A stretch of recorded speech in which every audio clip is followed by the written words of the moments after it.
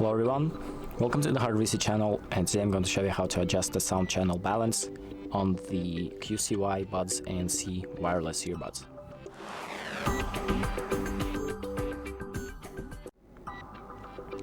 So the first thing that we're going to do is open up the QCY app, and then we're going to take our earbuds out of the case and make sure that they have been paired to the app before this.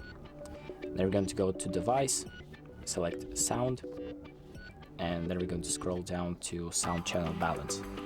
So here, usually left 100%, right 100% means that it's balanced on both of the earbuds. But if you want, for example, for the sound to be louder on either of the earbuds than the other one, you can just adjust this slider right here, and as you can see, one of them gets more quiet.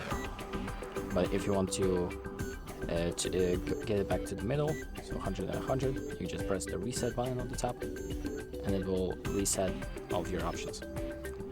So that's about it. Thank you for watching. I hope this video helps you, and make sure to like and subscribe.